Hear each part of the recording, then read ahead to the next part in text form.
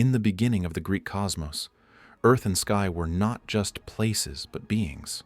Gaia, the living earth, and Uranus, the vaulted sky. From their union came the first generation of Titans, 12 mighty deities who stood between the age of primordial chaos and the age of the Olympian gods. After these Titans were born, Gaia and Uranus had other children as well, the one-eyed Cyclopes and the hundred-handed Hecatoncheires, monstrous giants whose strength knew no equal. Uranus, repulsed by these later offspring, drove them down into the depths of the earth, imprisoning them inside Gaia herself. The weight and torment of her own children trapped within her body caused Gaia unbearable pain, and she turned to her Titan sons for help. Only one was bold enough to answer her call: Cronus, the youngest and craftiest of the Titans. Armed with a sickle of unbreakable adamant that Gaia fashioned for him, Cronus ambushed his father. When Uranus descended to lie with Gaia, Cronus struck, severing his father's genitals and casting them away. In that single, brutal act, the sky was separated from the earth, and the reign of Uranus ended. Cronus took his place as ruler of the cosmos, but along with the throne came a prophecy. One of his own children would overthrow him, just as he had overthrown his father. Terrified of this fate, Cronus chose a monstrous solution. Every time his wife, the Titaness Rhea, gave birth, Cronus swallowed the child whole. Hestia, Demeter, Hera, Hades, and Poseidon all vanished into his belly, trapped but not destroyed. Rhea, forced to watch each newborn disappear, lived in constant grief and terror. Unable to bear it any longer, she sought advice from her parents, Gaia, and the now maimed Uranus, on how to save the next child she was expecting. Following their counsel, Rhea secretly traveled to the island of Crete when the time came. There she gave birth to her youngest son, Zeus, and hid him in a cave, entrusting him to nymphs and divine guardians. To deceive Cronus, she wrapped a stone in swaddling clothes and presented it as the newborn. Cronus, suspecting nothing and eager to avoid his destined downfall, swallowed the stone without a second thought. Zeus grew up in secrecy, and when he reached manhood, he returned to challenge his father, forcing him to disgorge his swallowed children and launching the great war known as the Titanomachy.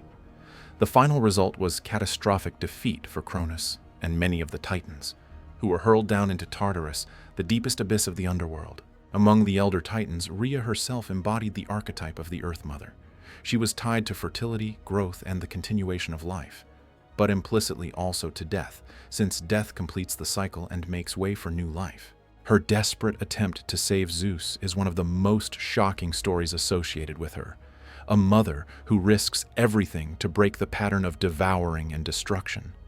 By saving Zeus, Rhea ensured that the age of the Olympian gods would dawn, and that her children would finally be freed from their living prison. Another of the elder Titanesses was Phoebe, whose name can be translated as bright or prophetic. Though she is not as prominent as some of her siblings, her importance is reflected in her descendants. With her brother and consort Coeus, she gave birth to Asteria and Leto. Asteria, pursued by Zeus, escaped his advances by transforming into a quail and plunging into the sea, where she became an island. She later became the mother of Hecate, a powerful goddess associated with magic, crossroads, and the night. Leto, unlike her sister, did not escape Zeus, and from their union came the divine twins Apollo and Artemis, major Olympian gods. Some traditions say that Phoebe once held stewardship over the prophetic oracle at Delphi, receiving it from Gaia and passing it on to Apollo, further cementing her association with radiant insight and divination. Coeus himself is one of the more enigmatic Titans. Little is known about him apart from his role in the family tree, and the story that he was one of the Titans who helped Cronus overthrow Uranus. In some tellings, Coeus and 3 of his brothers, Iapetus, Crius, and Hyperion, stood at the 4 corners of the world, restraining Uranus so that Cronus could strike the decisive blow. Like most of his brothers who sided with Cronus, Coeus ultimately met the same fate. After the Titanomachy, he was imprisoned in Tartarus. Mnemosyne, another of the elder Titanesses, personified memory itself. Her very name means memory. She lay with Zeus for 9 consecutive nights, and from their union came the 9 muses, goddesses who inspire music, poetry, dance, and all the arts. Thanks to Mnemosyne and her daughters, human beings were said to be able to draw upon inspiration, recall stories, and shape culture through song and tale.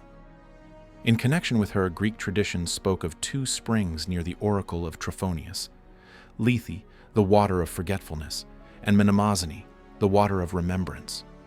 Those consulting the oracle were said to drink from both, first to forget the world they came from, then to remember what the oracle revealed. Iapetus, another of the elder Titans, married Clymene, a daughter of Oceanus. Their children played crucial roles in later myths. Among them were Menoetius, who was struck down by Zeus's thunderbolt for his insolence, Atlas, condemned to hold up the sky at the edge of the world, and the brothers Prometheus and Epimetheus. Prometheus, whose name means forethought, and Epimetheus, afterthought, sided with the Olympian gods rather than with their Titan kin. For this reason, they escaped the mass imprisonment in Tartarus, though Prometheus would later suffer his own unique punishment at Zeus's hands for stealing fire for humanity. Themis was the titaness of divine order, custom, and sacred law, the natural and moral framework that keeps the world in balance. She became the second wife of Zeus and bore him several children who each represented different aspects of order and stability.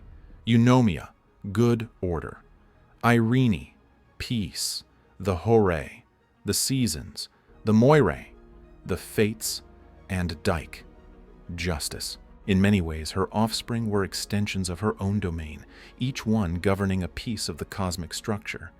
Themis is often depicted as Zeus's close advisor, sitting beside him and guiding the king of the gods in matters of justice and governance. Crius may be the most obscure of the 12, but his offspring reveal his importance in the cosmic genealogy. His partner was Eurybia, a daughter of the sea god Pontus. They had 3 sons, Astraeus, Pallas, and Perses. Astraeus, united with Eos the dawn, fathered the Mnemosyne, the 4 directional winds, and the stars, including the morning star known as Eosphorus or Lucifer. Pallas, with the underworld river goddess Styx, fathered Zealous, emulation; Nike, victory; Kratos, strength; and Bia, force, figures who later accompany Zeus as personifications of his power. Perses, in union with Asteria, became the father of Hecate, tying Crius's line into some of the most potent deities of magic and cosmic force. Like many of his brothers, Crius was cast into Tartarus after the defeat of the Titans. Hyperion, whose name can be translated as the High One or He Who Walks Above, was a solar titan associated with the sky's luminous path. His consort was Theia, and together they produced 3 radiant children: Helios, the sun; Selene, the moon; and Eos, the dawn. Some scholars think Hyperion's original role was to oversee the cycle in which his children moved, guiding the unending rotation of morning, day, and night.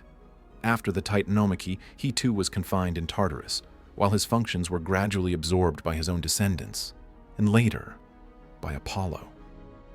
Theia, sometimes called Euryphaesa, far-shining, is another Titaness whose primary role seems to be as mother of brilliant celestial beings. Her name can also be interpreted as the one who sees, hinting at clarity and shining vision. Though few myths focus on Theia herself, the glory of her children, Helios, Selene, and Eos, reflects back on her, making her a kind of hidden source of light in the Titan generation. Oceanus was the eldest of the Titans and personified the great, encircling river believed to flow around the entire world. His consort was his sister Tethys. From their union sprang the Oceanids, 3,000 water nymphs, and countless river gods, representing every stream and river in the known world except the underworld river Styx. Oceanus was imagined as a mature, bearded figure, sometimes with horns and a fishtail, embodying the strange, boundless waters at the world's edge. Unlike most of his brothers, Oceanus stayed out of the fight between Titans and Olympians, remaining neutral. Because of this, he avoided the grim fate of imprisonment in Tartarus. Tethys, his wife, is sometimes described as a sea goddess and sometimes as the source of all fresh water that feeds Oceanus's mighty flow. She too remained neutral during the war between gods and titans. At Rhea's request, Oceanus and Tethys sheltered the young Hera during this turbulent time, keeping her safe. In one later tradition, when their own relationship became strained, Hera helped them reconcile, repaying the kindness they had shown her.